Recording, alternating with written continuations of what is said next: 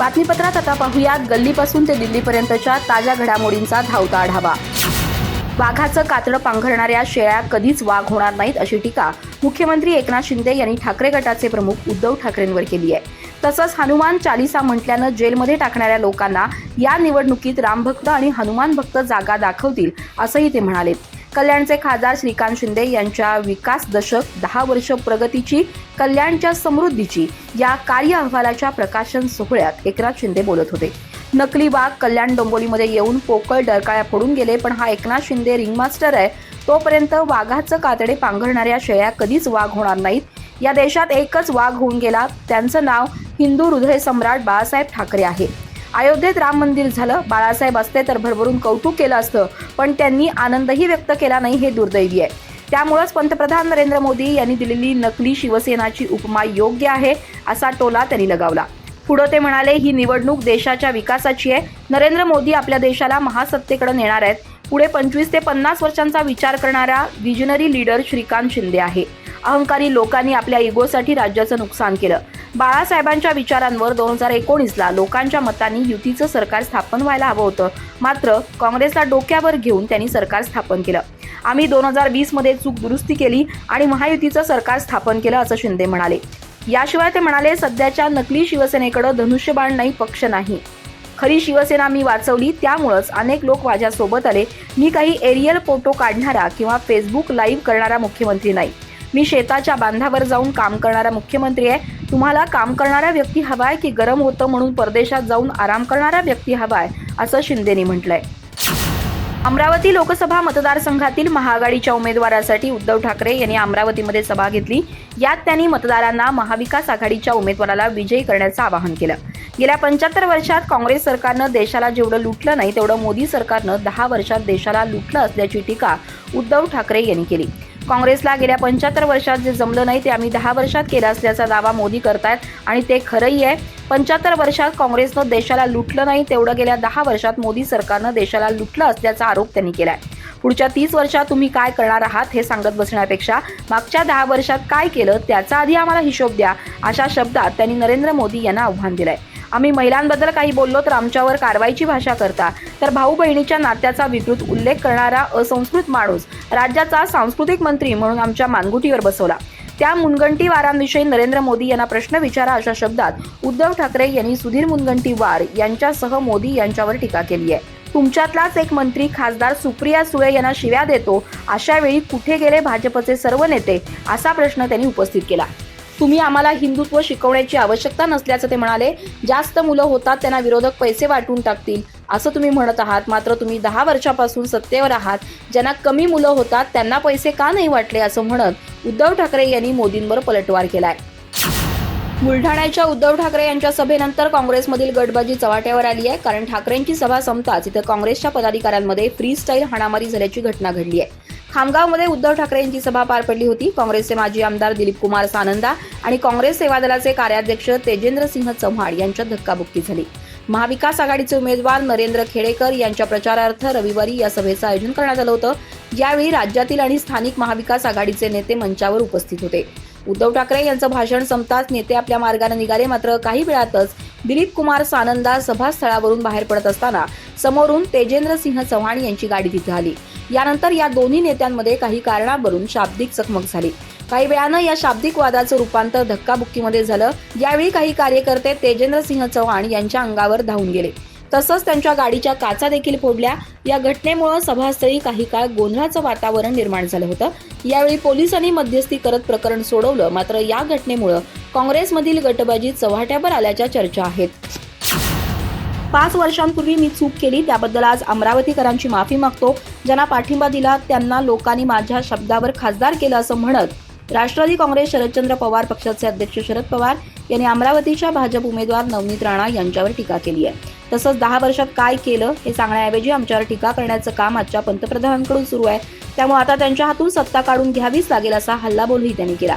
अमरावतीमध्ये आज महाविकास आघाडीचे उमेदवार बळवंत वानखेडे यांच्या प्रचारार्थ सभेचं आयोजन करण्यात आलं होतं। यावेळी ठाकरे गटाचे प्रमुख उद्धव ठाकरे देखील उपस्थित होते। यावेळी शरद पवार यांनी 5 वर्षांपूर्वी नवनीत राणा यांना दिलेल्या पाठिंब्याबद्दलची आपली चूक मान्य करत खदखद व्यक्त केली। ते म्हणाले, आज या ठिकाणी मी एक गोष्ट तुम्हाला सांगण्यासाठी आलोय. मला अमरावतीकरांची माफी मागायची आहे. माझ्याकडून एक चूक झाली. 5 वर्षापूर्वी जी निवडणूक झाली तेव्हा त्या निवडणुकीतील उमेदवाराला मतदान करा म्हणून मी जाहीर सभा घेतल्या. लोकांनी माझा संदेश स्वीकारला आणि त्यांना पाठिंबा दिला, खासदार केलं. पण गेल्या 5 वर्षातील त्यांचा अनुभव पाहिल्यावर माझ्या मनात अस्वस्थता होती. कधी अमरावतीकरांना आमच्याकडून चूक झाली हे सांगावं असं मला वाटत होतं. आता ती चूक पुन्हा कधी होणार नाही. झालेली चूक आता दुरुस्त करायची आहे. त्यासाठी बळवंत वानखेडे यांना विजयी करा असं आवाहन शरद पवार यांनी केलं. एकनाथ शिंदे यांना तुरुंगात टाकण्याची भाजपची योजना होती. जेलमध्ये जाण्याची वेळ येऊ नये म्हणून शिंदे कुठे कुठे जाऊन रडले, त्यांनाच विचारा असा मोठा गौप्यस्फोट ठाकरे गटाचे खासदार संजय राऊत यांनी केलाय. त्यांनी मुख्यमंत्री एकनाथ शिंदे यांच्याबाबत मोठं विधान केलंय. ते म्हणाले, ईडी आणि सीबीआय मागे लावून भारतीय जनता पक्ष एकनाथ शिंदेना तुरुंगात टाकणार होते. तुरुंगात जायचं नाही म्हणून ते कुठे कुठे जाऊन रडले, त्यांनाच विचारा ना. स्वतः एकनाथ शिंदे तुरुंगाला घाबरून पळाले.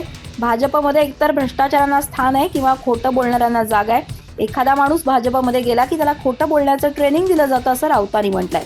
त्यांनी यावेळी नरेंद्र मोदी यांच्यावरही टीका केली. ते म्हणाले, मोदी आता देशाचे पंतप्रधान राहिलेले नाहीत, ते भाजपचे नेते झालेले आहेत. आचारसंहिता लागू झाल्यानंतर कुणीही देशाचं पंतप्रधान नसतं. मोदी भाषणात राष्ट्रीय मुद्द्यांवर भाष्य करत नाहीत. मोदींनी मुस्लिमांबद्दल केलेल्या विधानावरून हे स्पष्ट होतं की मोदींना पराभवाची भीती असं ते म्हणाले. यावेळी त्यांनी केंद्र सरकारला दिल्लीचे मुख्यमंत्री अरविंद केजरीवाल यांच्यावरून जाब विचारलाय. केजरीवाल मधुमेहाचे रुग्ण आहेत, मात्र तुरुंगात त्यांच्यापर्यंत औषधं पोहोचवली जात नाहीत. केंद्र सरकारला तुरुंगात त्यांची हत्या करायची आहे का असं त्यांनी म्हटलंय. तसंच मोदींकडून राजकीय बदलाच्या भावनेसाठी विरोधी पक्षातील नेत्यांना अटक केली जाते. इंदिरा गांधीही पंतप्रधान असताना स्वतः तुरुंगातील कैदी आणि सर्व नेत्यांची विचारपूस करून त्यांना औषधं पुरवत होत्या. मात्र निवडणूक आयोग हे पण सध्या भाजपची शाखा बंद आहे असं राऊत म्हणाले. उद्धव ठाकरे गटाचे खासदार संजय राऊत यांच्यावर मनसेच्या वतीनं खोचक टीका करण्यात आली आहे. इतकंच नाही तर त्यांचा येरवडा येथील मनोरुग्ण रुग्णालयामध्ये ऍडमिट फॉर्म देखील भरण्यात आलाय. राऊत यांच्या अलीकडच्या काळातील विधानं ही मनोरुग्णाची लक्षणं असल्याची टीका मनसेचे नेते गजानन काळे यांनी केली आहे. तसंच त्यांनी मनोरुग्ण हॉस्पिटलमध्ये औषधं घेऊन लवकर परत यावं अशा खोचक शुभेच्छा देखील त्यांनी राऊत यांना दिल्या आहेत. मनोरुग्ण राऊत असा उल्लेख करत गजानन काळे यांनी त्यांच्यावर निशाणा साधला. त्यांना कधी शरद पवार, कधी राहुल गांधी, तर आता उद्धव ठाकरे पंतप्रधान पदाचे उमेदवार असल्याचा साक्षात्कार होत असल्याची टीका त्यांनी केली आहे. ते म्हणाले की शिल्लक सेनेचे विश्व प्रवक्ते आणि सामनाचे संपादक संजय उर्फ मनोरुग्ण राऊत यांची काही दिवसातील विधानं पाहता त्यांना मनोरुग्णालयामध्ये ऍडमिट होणे गरजेचं आहे. त्यांना कधी वाटतं की आदरणीय पवार साहेब हे या देशाचे पंतप्रधान पदाचे उमेदवार असावेत, तर कधी वाटतं राहुल गांधी या देशात पंतप्रधान पदाचे उमेदवार आहेत. आता तर काही दिवसांपूर्वी त्यांना हा साक्षात्कार झाला की आदरणीय उद्धवजी ठाकरे यांनी पंतप्रधानपदी का असू नये. त्यांची सगळी विधानं ही मनोरुग्णाची लक्षणं दिसतात. त्यामुळे पुणे येरवडा इथं असलेल्या मनोरुग्णालयात महाराष्ट्र नवनिर्माण सेनेच्या वतीनं संजय उर्फ मनोरुग्ण राऊत यांचा ऍडमिशन फॉर्म भरलेला आहे. महाराष्ट्र नवनिर्माण सेना हे कायम त्यांचे शुभचिंतक, हितचिंतक राहिलेली आहे. त्यांच्यावर पूर्ण उपचार व्हावे, त्यांनी औषधं घ्यावीत आणि लवकर बरं होऊन यावं यासाठीच हा ऍडमिशन फॉर्म आम्ही भरलेला आहे. त्याच्यासोबत काही कागदपत्र जसे वृत्तपत्रात आलेली कात्रणं, प्रसारमाध्यमांवरील त्यांची विधानं आम्ही त्यांना पाठवली आहेत. राऊत साहेब तुम्ही आराम करा आणि लवकर बरे व्हा, काळजी घ्या, गेट वेल सून अशा शब्दात गजानन काळे यांनी संजय राऊत यांच्यावर खोचक टीका केली आहे. राष्ट्रवादी काँग्रेसची आता 2 शक्ल झाली आहेत. मूळ राष्ट्रवादी काँग्रेस पक्ष उपमुख्यमंत्री अजित पवार यांना मिळाला आहे. पण आता अजित पवारांच्या या विधानामुळे लोकसभा निवडणुकीनंतर राष्ट्रवादीचे दोन्ही गट एकत्र येणार का अशी चर्चा सुरू झाली आहे. सद्यस्थितीत अजित पवार आणि शरद पवार यांच्यातील संबंध ताणले गेलेत. राष्ट्रवादी काँग्रेसमधील बंडखोरीनंतर शरद आणि अजित पवार यांच्या अनेकदा भेटी झाल्या, पण दोन्ही गट आपापल्या भूमिकांवर ठाम होते. विशेषतः लोकसभा निवडणुकीत या दोन्ही गटातील राजकीय कटुता शिगेला पोहोचली. अजित पवार यांनी शरद पवार गटाच्या खासदार सुप्रिया सुळे यांच्या विरोधात थेट आपल्या पत्नी सुनेत्रा पवार यांना उभं केलं. पण आता राजकारणात कुणीच कुणाचा कायम मित्र किंवा शत्रू नसतो या म्हणीनुसार आता हे दोन्ही गट पुन्हा एकदा एकत्र येण्याची चर्चा सुरू झाली आहे. मराठी वृत्तवाहिनीच्या कार्यक्रमात अजित पवार यांना तुम्ही दोघे एकत्र येणार का असा थेट प्रश्न करण्यात आला होता.